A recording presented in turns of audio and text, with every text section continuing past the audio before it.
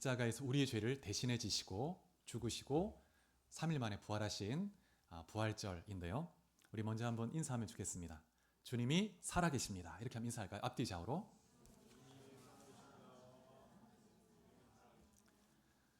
예, 오늘 고린도전서 15장 50절로 58절까지 말씀을 가지고 부활, 역사적 사실을 넘어 영원한 진리로 라는 제목으로 말씀을 나누겠습니다. 그리스도인들이 주일에 모여서 예배하는 것은 주님이 부활하신 날이 안식일이 아니고 안식 후 첫날 주일이었기 때문이죠. 그리고 부활하신 후에 예수님께서 여러 번, 10번 이상 제자들에게 나타나셨는데 대부분 주일에 나타나셨습니다. 그래서 초대교회는 주일에 함께 모여서 주의 부활을 기념하고 성찬을 나누며 하나님께 예배를 드렸습니다. 그래서 초대교회 성도들에게 성찬식은 부활하신 주님과 실제적으로 만나는 그런 시간이었습니다. 부활하신 주님이 다시 우리에게 임재하시고 또 임재하시기를 사모하며 성찬을 나누고 예배한 것이죠. 그래서 모일 때마다 주님의 그 임재, 임마누엘을 경험했습니다. 그래서 초대교회 때부터 주일 예배는 부활의 축제였습니다. 부활의 축제. 유대교의 안식일은 창조의 완성을 기리는 7번째 날이었죠. 그래서 노동을 하고 7번째 쉬는 그 쉼의 안식이었습니다. 초대교회 교부들은 주일을 8번째 날이라고 불렀습니다. 8번째 날. 그래서 7이라는 이 창조의 한 주기가 끝나고 이제 부활을 통해서 타락한 옛 질서가 무너지고 새로운 창조의 시대, 새 시대가 열렸음을 알려준다는 것입니다. 그래서 이제 부활을 통해서 우리가 주님의 생명과 안식을 이제 계속적으로 날마다 누리는 새로운 시대가 열렸다. 그 시작을 알리는 날이 주일인 것이죠. 그래서 주일은 부활의 생명을 이미 소유한 사람이 모든 일상을 주님 부활의 생명의 권세로 채워가는 승리의 출발점이 되는 것입니다. 오늘 이 말씀을 진행하면서 먼저 두 가지 좀 용어를 정리하고 싶은데요. 오늘 설교 제목에도 나오는 단어인데 사실이라는 단어와 팩트 그리고 진리, 트루스, 진리라는 단어입니다. 이 사실이라는 것은 시간과 공간 안에서 일어나는 구체적 사건 또 상태를 말합니다. 그래서 발생한 사건 그 자체를 말하죠. 그래서 관찰 가능하고 객관적인 그런 사실입니다. 그래서 이 사실이라는 것은 무엇이 일어났는가라는 것에 집중합니다.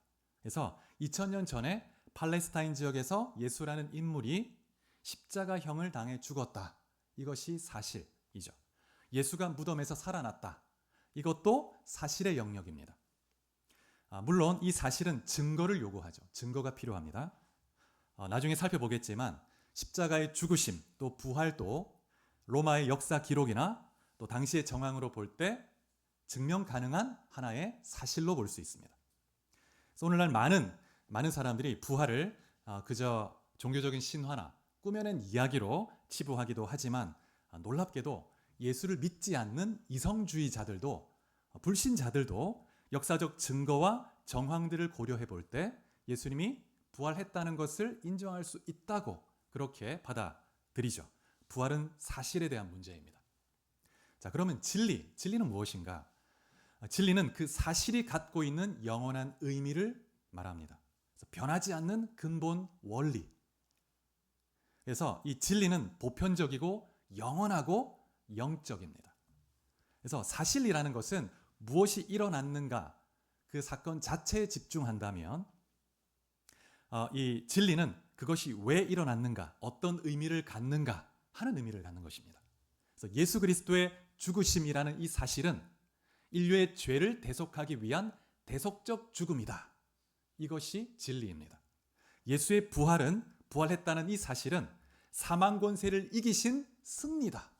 이런 의미, 이런 진리를 담고 있는 것입니다. 그래서 진리는 사실을 해석하는 영적 원리이죠. 진리를 알아야 합니다. 진리를. 사실을 아는 데에서 멈추지 않고 진리를 아는 데까지 나아가야 되죠. 그런데 이 진리는 영적인 것이기 때문에 성령의 계시가 있어야 합니다. 인간의 눈은 어두워져 있고 그 마음은 부패하고 타락해져 있기 때문에 성령의 계시가 있어야 영의 눈이 열리고 그 진리를 깨닫게 됩니다. 진리를 깨달으면 믿음이 일어나죠. 믿음이 일어납니다. 그래서 우리가 예수가 살아났다 하는 것을 머리로 인정하는 할 뿐만 아니라 그 사실이 내게 어떤 의미를 주는가, 나에게 어떤 진리를 가르쳐 주는가, 나와 무슨 상관이 있는가, 거기까지 나가야 된다는 것이죠. 그래서 우리가 성경에 보면, 요한복음에 보면 8장 44절에 진리가 너희를 자유케 하리라. 진리가 우리를 자유롭게 합니다. 진리가 우리에게 생명을 줍니다. 사실은 정보를 주지만 진리는 우리에게 생명을 줍니다. 자유케 하는 거죠. 그래서 오늘 말씀을 나눌 때 부활이 허구가 아니고 부인할 수 없는 역사적 신뢰할 만한 사실이라는 것을 먼저 나누고, 그리고 더 나아가서 그 사실 이면에 어떤 진리가 담겨 있는가, 부활이 어떤 진리를 담고 있는가라는 진리를 나누도록 하겠습니다. 그래서 오늘 이 시간 이 말씀을 통해서 여러분 한 분 한 분이 부활의 진리 가운데로 가까이 나가는 여러분 될 수 있기를 축복합니다. 자, 그러면 성경을 근거로 해서 부활의 증거를 한번 좀 정리해 보겠습니다. 이미 여러분 들어보셨던 그런 내용일 텐데 다시 한번 정리하고 마음에 딱 새기는 시간 되면 좋겠습니다. 먼저 우리가 성경을 가지고 부활을 증거하고 증언하고 설명할 텐데, 이 성경이라는 이 책 자체에 대한 신뢰성을 우리가 좀 생각해 보아야 합니다. 성경 자체가 과연 역사적인 그런 증거, 사실에 대한 증거로 믿을 만한가? 일반적으로 고대 문서에 대해서 어떤 고대 문서가 있으면 역사적인 자료로서 가치가 있는가를 판단할 때 두 가지 그런 기준이 있는데, 첫 번째는 그 어떤 문서에 대한 사본의 수가 얼마나 많은가, 그리고 사본 그 사이에 얼마나 그 일치성이 있는가, 그리고 그 원본과 이 첫 번째 사본 사이의 시간의 간격이 참 중요합니다. 간격이 너무 멀면 그러면 원본에 대한 그런 신뢰가 더 떨어질 수 있죠. 예를 들면 헤로도토스라는 그 서구 문명에서 역사의 아버지라고 불리는 사람이 있습니다. 이분이 역사라는 책을 썼는데 아주 두꺼운 책입니다. 근데 그 이전까지는 기록을 할 때 왕의 업적을 그냥 단순히 기록하거나 신화적인 그런 기술을 했습니다. 근데 헤로도토스가 처음으로 역사적인 조사라는 방법으로 조사를 하는 거예요. 자료들을 조사하고 실제적 이런 여러 것 찾아다니면서 조사를 해서 역사를 기록을 했습니다. 그래서 그런 방법을 통해서 그리스 페르시아의 전쟁의 원인과 과정을 기록한 거예요. 그것이 역사라는 책입니다. 그래서 역사에 있어서 아버지가 되는 인물이다, 이렇게 평가하죠. 그래서 고대 그리스와 페르시아 역사를 연구할 때 가장 중요하게 1차 자료로 우리가 보아야 되는 책이 이 헤로도토스의 역사라는 책입니다. 그런데 이 원본은 한 장도 남아있지가 않아요. 근데 사본이, 가장 최근에 쓰여진 사본이 AD 900년입니다. 근데 원본은 BC 425년경에 쓰여졌습니다. 그래서 그 간격이 한 1300년, 간격이 굉장히 길고 사본의 수도 8권에 불과합니다. 8권. 그래서 이 사본을 가지고 원본이 얼마나 어떤 책이었는지 이렇게 검증하기가 쉽지가 않습니다. 그럼에도 불구하고 이 역사가들이 이 헤로도토스의 역사를 허구라고 말하는 사람은 아무도 없습니다. 역사를 연구할 때 특히 페르시아 또 이 그리스의 전쟁을 연구할 때 반드시 참고하는 그런 역사 문서로 보는 것이죠. 자, 그러면 성경은 어떨까요? 성경, 특별히 예수님의 일생을 기록한 복음서의 경우, 또 신약의 경우 원본과 사본 그 사이의 시간 간격이 25년에서 50년밖에 되지 않습니다. 그래서 실제 사건이 일어나고 그리고 그 원본과의 그 사본 차이가 얼마 되지 않는 거예요, 시간 간격이. 그래서 신뢰할 만한 그런 근거가 되고, 또 사본의 수가 얼마나 많냐면 전체 사본 그리고 그 부분적으로 5,800개가 됩니다. 근데 그 5,800개의 그 사본들이 그 일치율이 99.5%가 되죠. 그리고 이 사본들이 각각 다른 시대에 수천 킬로미터 떨어진 영역에서 다 사본이 기록됐는데 거의 일치를 합니다. 그래서 성경에 있어서는 원본의 복원율이 거의 100%에 가깝습니다.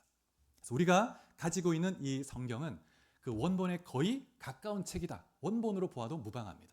진리를 그대로 담고 있습니다. 근데 만약에 헤로도토스의 역사라는 이 책을, 이 사본을 신뢰할 만한 그런 역사 자료로 인정한다고 하면서 성경을 역사 자료로 거부한다는 것은 역사가로서 정직하지 못한 것입니다. 그래서 정직한 역사가라면 성경의 증언을 믿을 만한 증언으로 받아들인다는 거예요. 자, 그러면 성경에 대한 신뢰성에 대해서 이 정도로 하고, 자, 그러면 이 성경이 예수님의 부활을 어떻게 증언하는지 한번 보겠습니다. 부활을 우리가 증언하기 위해서 먼저 예수님의 죽음이 전제되어야 합니다. 죽지 않았다면 부활도 없는 것이기 때문에. 그래서 이슬람도 그렇고 또 많은 자유주의 신학자들도, 이성주의자들이 예수님의 죽음은 없었다, 기절설을 주장합니다. 예수님이 실제 십자가에서 죽은 게 아니고 잠시 기절한 거예요. 너무 고통스러워서.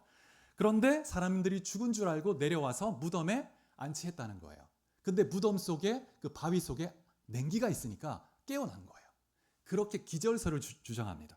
이슬람도 그렇게 주장하고, 죽지 않았다, 죽지 않으면 부활도 없는 것이기 때문에 예수님의 죽음을 공격하는 겁니다. 근데 성경은 어떻게 증언하냐면 요한복음 19장 34절에 이렇게 말씀합니다. 그중 한 군인이 창으로 옆구리를 찌르니 곧 피와 물이 나오더라. 이런 증언을 하고 있습니다. 로마 병사가 예수님의 죽음을 확인하기 위해서 옆구리를 창으로 찔렀다는 거예요. 그랬더니 그 물과 피가 분리돼서 물과 피가 확 쏟아져 나왔습니다. 로마 군사는 어떤 면에서 사형 집행 전문가입니다. 죽음을 확인하는데 여러 번 경험해 본 사람이기 때문에 죽었는지 안 죽었는지 확인할 수 있는 사람들이죠. 그래서 죽음을 확인해 본 거예요. 그리고 이 말씀을 근거로 현대의 의학자들이 연구를 했는데, 예수님의 그 옆구리에서 피와 물이 쏟아져 나왔다는 것은 어떤, 현대의학적으로 어떤 병일까, 어떤 증상일까? 두 가지로 얘기하는데, 심낭 삼출 또는 저혈당 쇼크로 인한 심장 파열로 봅니다. 이런 증상이 있을 때, 사망할 수밖에 없는데 이런 증상이 있을 때 물과 피가 분리돼서 쏟아져 나온다는 거예요. 그리고 누가복음에 보면 23장의 46절에 누가는 의사이죠, 의사. 그래서 예수님의 그 마지막 죽음의 순간, 마지막 말씀을 하시고 숨지시느라 이 단어를 쓸 때 엑네오라는 특별한 용어를 쓰는데 의학 용어입니다. 당시 그 그리스 의학 문헌에 보면, 히포크라테스의 그런 저서에도 보면 환자가 마지막 숨을 거두고 호흡이 완전히 끊어진 상태를 표현할 때 그때 엑네오 이 단어를 쓴다는 거예요. 그래서 누가는 의사였기 때문에 이런 용어를 정말 신중하게 썼겠죠. 그래서 분명히 예수님이 죽었다는 것을 증언하고 있습니다. 예수님이 우리의 죄를 대신 지시고 죄의 값인 사망을 직접 경험하신 거예요. 죽음을 경험하셨습니다. 지옥을 경험하셨습니다. 우리를 대신해서. 자, 그러면 이제 본격적으로 부활의 증거에 대해서 한번 생각해 보겠습니다. 부활의 첫 번째 증거는 부활의 첫 번째 목격자가 여인들이었다는 것. 여인들이었다는 것이 부활의 증거가 됩니다. 사복음서에 보면 부활을 목격했던 첫 목격자가 여인들로 나옵니다. 여인들로. 그런데 여러 여인들이 나오는데 마다 조금씩 이렇게 다른 여인들이 포함돼요. 그런데 공통적으로 등장하는 여인이 있는데 막달라 마리아입니다. 막달라 마리아는 7 귀신이 들려서 정말 인격이 파괴되고 비참한 인생을 살았습니다. 그러니까 귀신 들린 삶이니까, 완전히 귀신에 휘둘리니까 보통 사회적으로 볼 때 미친 여자다, 귀신 들린 여자다 이렇게 평가됐겠죠. 그런데 이 여인을 첫 번째 부활의 목격자로 딱 성경이 제시하고 있는 거예요. 그런데 1세기에 유대 사회에서 여성의 지위는 오늘 우리의 이런 여성의 지위와 다릅니다. 유대 그 율법의 해석을 담고 있는 그 책 전통을 보면, 미시나라는 그 책에 보면 여성은 법정에서 증언의 자격이 없습니다. 여성의 증언은 그 권위가 없기 때문에 법정에서 여성은 증인으로 채택할 수가 없습니다. 그래서 만약에 이 제자들이 예수님이 실제 살아나지도 않았는데 살아났다고 사실을 조작하려고 했다면, 그러면 막달라 마리아나 이 여인들을 첫 번째 목격자로 내세우지 않았을 거라는 거예요. 어떤 남성, 영향력 있는 바리새인이나 어떤 대제사장이나 그런 아리마대 요셉도 그런 공회의 원이었기 때문에 그런 사람을 이렇게 제시하든지 했을 텐데, 그게 아니라 여인을 있는 그대로 기록했다는 것입니다. 있는 그대로. 그래서 남성을 이렇게 내세웠다면 더 효율적이고 설득력이 있었을 텐데 그렇게 하지 않고 여인을 내세웠다는 것이죠. 이것은 성경이 그런 세상적 조작의 방식을 쓰지 않고 있는 그대로, 어쩌면 증거 능력이 떨어질 수도 있는데 있는 그대로 기록했다는 것을 보여줍니다. 역사학에는 이런 원칙이 있는데 당혹성의 원칙이라는 것이 있다고 합니다. 근데 기록자가 자신에게 불리하거나 당혹스러운 사실을 일 수도 있는데 그걸 굳이 기록했다면 그러면 그것은 사실일 가능성이 높다는 거예요. 실제로 일어난 일일 가능성이 높다. 이런 원칙입니다. 역사가 굳이 그렇게 해서 기록할 수 없죠. 자기에게 불리한 일을. 그게 당혹성의 원칙입니다. 어떤 면에서 보면 복음서가 유대인, 1세기 유대인의 관점으로 보면 당혹스러운 장면입니다. 뭐라고? 귀신 들린 그 여자가 첫 번째 목격자라고 증인이라고 믿을 수 없어. 이렇게 되는 것이죠. 자, 그 다음에 두 번째 예수님의 부활의 증거는 수많은 목격자입니다. 목격자. 복음서에서만 예수님이 10번 이상 제자들에게 나타나셨습니다. 그래서 많은 사람이 목격했는데 첫 번째는 여인들이었고 그리고 이후에 제자들도 목격했죠. 고린도전서 15장에 보면 예수님의 부활을 목격한 사람이 동시에 목격한 사람이 500명 정도 됩니다. 그래서 많은 사람이 예수님의 부활을 실제 목격했고 심지어 예수님과 함께 식사도 했습니다. 예수님이 부활하신 다음에 영으로 부활한 게 아니고 실제 육체를 가지셨다는 것을 증거하는 누가복음에 보면 음식을 드셨습니다. 부활하시고 나서. 그래서 제자들은 어떤 환각 상태에서 영을 본 게 아니고 환상을 본 게 아니고 실제 부활하신 주님을 보았다는 거예요. 목격했다는 것입니다. 그리고 도마는 예수님의 손과 옆구리에 직접 넣어보고 만져보았습니다. 그 살을. 그래서 구약 성경에 보면 법정에서 어떤 증언이 권위를 갖기 위해서 적어도 두세 사람의 증언이 있어야 권위를 갖습니다. 그런데 500여 명의 형제가 동시에 예수님의 부활을 목격했다면 그렇게 증언하고 있다면 예수님의 부활을 받아들이기에 충분하다는 것이죠. 그 다음에 세 번째 빈 무덤입니다. 빈 무덤. 예수님의 무덤은 바위 속에 판 것이었죠. 한 번도 시체를 안치한 적이 없는 그런 새 무덤이었습니다. 예수님의 시체를 안치한 다음에 건장한 로마 병사 여러 명이 큰 돌, 바위를 굴러 옮겨가지고 입구를 딱 막았습니다. 그리고 그 앞에 병사들이 지키고 있었던 것이죠. 근데 어떻게 됐습니까? 안식 후 첫날 새벽에 여인들이 딱 무덤에 갔더니 돌이 이미 옮겨져 있습니다. 그리고 그 안에 시신이 없고 옷이 개어져 있었다 이렇게 말하고 있습니다. 사복음서 모두가 증언하는 게 뭐냐면 무덤이 비어 있었다고 말합니다. 무덤이 비어 있었습니다. 이 빈 무덤이 왜 중요한가? 이 빈 무덤은 예수님의 부활을 증거하는 굉장히 설득력 있는 증거가 됩니다. 마태복음 28장에 보면 무덤을 지키던 이 병사들이 예수님의 시신이 없어진 것을 보고 놀라가지고 대제사장을 찾아갑니다. 시신이 없어졌다고. 그러니까 제사장이 뭐라고 하냐면 돈을 줍니다. 주면서 야, 이거 돈 줄 테니까 너희 상부에 보고할 때 제자들이 시신을 훔쳐갔다고 얘기해라. 이런 증언을 하고 있습니다. 근데 여러분 그때 제자들이 어떤 상태였죠? 예수님이 십자가에 죽으실 때 다 도망가고 없었어요. 자신도 죽으면 어떡하나 두려워서 베드로도 예수님을 3번이나 부인하고 저주하면서 도망가 버렸습니다. 요한 정도만 그 예수님 곁에 끝까지 남아 있었죠. 그래서 제자들이 다 흩어진 상태예요. 예수님이 부활하실 거라고 아무도 기대하지 않았기 때문에 무덤에 갈 이유가 없습니다. 그래서 예수님이 부활하지 않았다는 것을 증명할 수 있는 가장 중요한 증거는 시체를 찾으면 됩니다. 시체를. 근데 시체를 찾지 못했죠. 그래서 이 로마 당국이나 대제사장들도 병사를 시켜서 사람을 풀어서 시체를 찾을 수도 있습니다. 사람을 막 대고 풀어가지고 찾으면 되는데 찾지 못했다는 거예요. 그래서 여러분 석가모니도 무덤이 있고 공자도 무덤이 있고 마호메트도 무덤이 있습니다. 그러나 예수님의 무덤은 비어 있습니다. 예수님의 무덤은 존재하지 않습니다. 주님은 살아나셨죠. 바위를 깨트리시고 죽음을 이기시고 살아나셨습니다. 다른 어떤 종교도 해결할 수 없는 것이 바로 죄의 문제, 죽음의 문제입니다. 죄의 문제이고 죽음의 문제. 오직 예수 그리스도만이 죄의 문제, 죽음의 문제를 해결할 수 있는 줄 믿으시기 바랍니다. 그래서 오직 예수에게만 구원이 있습니다. 구원이.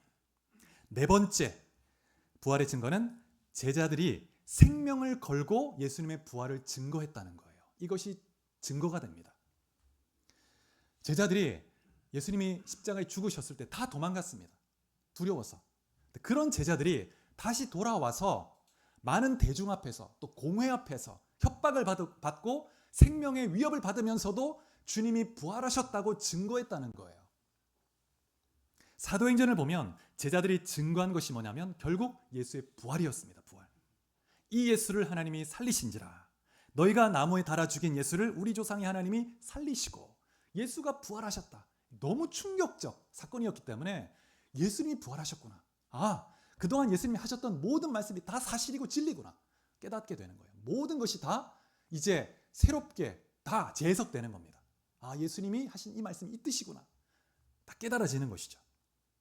사도행전 3장에서 5장을 보면 사도들이 공회에서 이제 신문을 받게 되는데 사도들이 자꾸 예수를 증거하고 부활하셨다고 얘기하고 많은 사람들이 예수를 믿기 시작하니까 이 유대인 이 공회 지도자들이 이제 위협을 느끼는 겁니다. 그래서 더 이상 예수의 이름으로 아무 말도 하지 마. 부활도 말하지 말고 가르치지 마라. 그랬더니 베드로와 요한이 뭐라고 하냐면 우리는 보고 들은 것을 말하지 않을 수 없다. 보고 들은 것을 말하지 않을 수 없다. 봤어도 여러분 두려운 일입니다. 그걸 말한다는 게 사실은 예, 알았습니다. 개인적으로 가서 예수를 부활을 증언할 수 있어도 그 자리에서 할 수 있다는 것은 진짜 눈으로 직접 보고 만져봤기 때문에 이거는 부인할 수 없는 그런 진리였던 것이죠. 여러분 만약에 제자들이 실제 부활을 본 적도 없는데 근데 지금 예수의 부활을 지금 목숨을 위협받는 상황에서 부활했다고 증언할 수 있을까요? 그럴 수 없다는 거예요. 심리학적으로도 그게 거짓인 줄 알면서 부활했다고 이게 목숨을 거는 것은 심리학적으로도 불가능한 일입니다. 이 사도들 이외에도 너무나 많은 사람들이 예수의 부활을 증언하기 위해서 순교의 길을 선택했습니다. 죽음도 아깝지 않은 거예요. 생명도. 부활이 있기 때문에 주님이 부활하셨고 나도 부활할 걸 알기 때문에.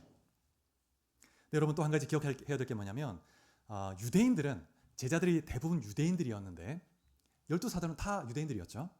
유대인들은 사실주의자입니다. 그래서 이 바리새인들 서기관들이 예수님께 와서 뭘 요구합니까? 표적을 요구합니다. 표적. 당신이 메시아만 하면 좀 증거를 보여봐라. 표적을 보여봐라. 그럼 믿을게. 얘기하는 거예요. 유대인들은 사실주의자입니다. 그냥 헬라 사람들은 철학에 연구하고 이러면서 형이상학적인 것, 영적인 것 이런 것도 믿습니다. 그런데 유대인들은 그렇지 않아요. 도마가 의심했던 거는 도마만이 아니라 만약에 베드로가 처음에 예수님 부활을 못 봤다면 베드로도 그랬을 거예요. 도마는 전형적인 그 유대인의 그 사실주의적인 모습을 보여주는 겁니다. 그래서 실제 부활을 보지도 않았는데 부활했다고 증언할 수 없는 사람들입니다. 봤기 때문에 증언하는 거예요. 봤기 때문에. 그리고 그 사실을 성경이 그대로 증언해주고 있는 것입니다. 예수 그리스도의 부활은 역사적이고 실제적이고 합리적입니다. 그리스도가 부활하셨다는 걸 받아들이는 것은 합리적인 선택입니다, 여러분. 그래서 정리를 해보면 성경은 신뢰할 만한 증언을 담고 있는 역사 문서이고 여인들의 증언, 수많은 목격자, 빈 무덤, 또 부활을 목격한 제자들이 순교적 삶을 살았다는 것, 이것이 예수님의 부활이 확실한 사실임을 우리에게 보여주는 것이죠. 근데 우리는 예수님이 부활하셨다라고 하는 이 사실에 머물러서는 안 됩니다. 사실에 머물고 부활의 그 지식을 갖는 것만으로 우리와 아무 상관이 없습니다. 우리는 그 부활의 의미를 아는 진리 가운데로 나가야 되죠. 그 사실이 부활하셨다는 것이 오늘 나에게 무슨 의미가 있는가? 자, 성경에서 예수님의 부활에 대해서 어떤 진리를 선포할까요? 로마서 1장 4절에 보면 이렇게 말씀합니다. 성경의 영으로는 죽은 자들 가운데서 부활하사 능력으로 하나님의 아들로 선포되셨으니 곧 우리 주 예수 그리스도시니라. 예수님이 부활하심으로 하나님의 아들이심을 증명했다고 말합니다. 예수님은 하나님의 아들이십니다. 하나님이세요. 신적 권능을 가지신 분입니다. 완전한 사람이셨고 완전한 하나님이셨습니다. 그래서 완전한 하나님이시고 완전한 사람인 존재만 우리의 죄를 대속할 수가 있죠. 죄를 지은 존재가 인간이니까 죄 없는 인간만이 대신해서 죄를 속죄해 줄 수가 있는 거죠. 그래서 예수님을 보내주신 것입니다. 세상의 수많은 성인, 영웅들은 다 죽음 앞에 무릎을 꿇었습니다. 다시 살지 못하고 그들의 무덤이 다 존재합니다. 그들의 유골이 다 있습니다. 예수님은 죽음을 뚫고 일어나셨다는 거예요. 죽음을 이기셨죠. 죽음의 권세를 다 파해버리셨습니다. 그래서 이 부활은 예수님이 단순히 뛰어난 도덕가나 선지자, 선생 정도가 아니고 만물을 창조하시고 다스리시는 하나님의 아들이심을 증명해 주는 것입니다. 그 다음에 두 번째, 부활은 예수님의 그 십자가의 죽으심이 그냥 죽음이 아니고 대속적 내 죄를 대신하는 죽으심이었음을 증명해 줍니다. 그래서 이 부활이라는 것은 십자가의 죽음을 통해서 죄값을 다 지불했다고 하는 어떤 영수증 같은 겁니다. 예수님의 부활은. 부활했다는 것은 내 죄가 다 속죄받았구나 하는 영수증이에요. 영수증. 그래서 우리는 십자가를 바라보면서 우리 죄가 사해졌음을 믿습니다. 내 죄를 주님이 짊어지시고 대신 죽으셨구나. 근데 그 십자가라고 끝난다면 그러면 아무 의미가 없습니다. 부활하셨기 때문에 이 십자가의 죽음이 나를 위한 죽음이었구나 확신하게 되는 것입니다. 로마서 4장 25절에 보면 이렇게 말씀합니다. 예수는 우리가 범죄한 것 때문에 내줌이 되고 또한 우리를 의롭다 하시기 위하여 살아나셨느니라. 우리의 죄를 위해서 십자가에 죽으셨고 부활하셔서 우리를 의롭다 하신다 말씀하십니다. 그래서 부활은 성부 하나님께서 우리의 죄빚이 탕감되었음을 확인해 주는 하늘의 영수증이라는 것을 믿으시기 바랍니다.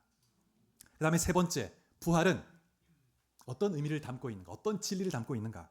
사탄의 권세를 완전히 무력화시킨 승리의 사건입니다. 십자가에 죽으시고 부활하심으로 사탄의 권세, 어둠의 세력을 완전히 박살내버리셨습니다. 그 머리를 깨어 부순 거예요.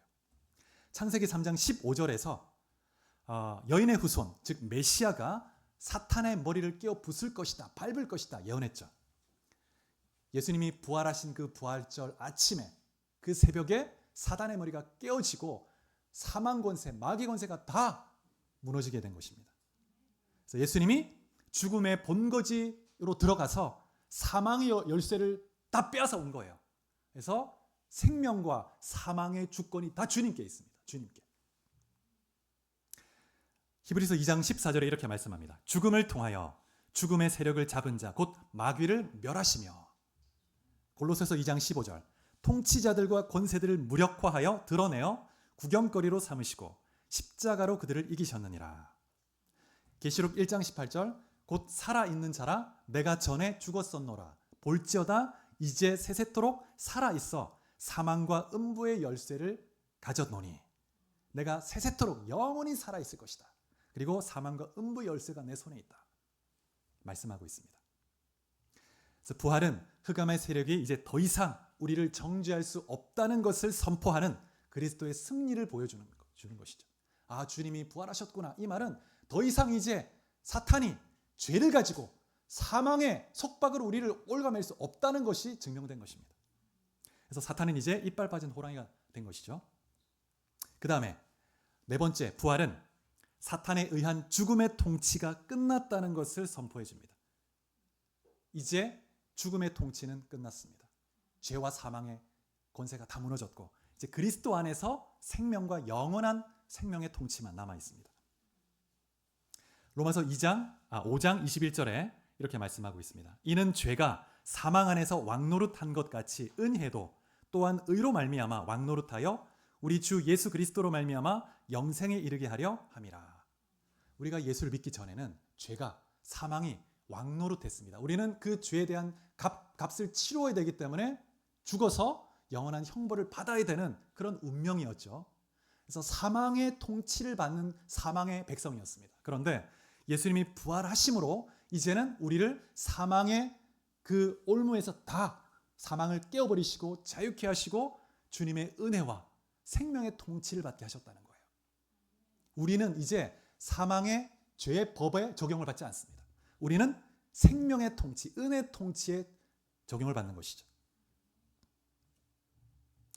그래서 예수님의 부활은 단순히 한 개인의 다시 살아남이 아니고 부패하고 썩어질 옛 질서가 통치가 완전히 끝나고 쇠하지 않는 영원한 하나님 나라의 새 창조가 이 땅에 침투해 들어온 것입니다.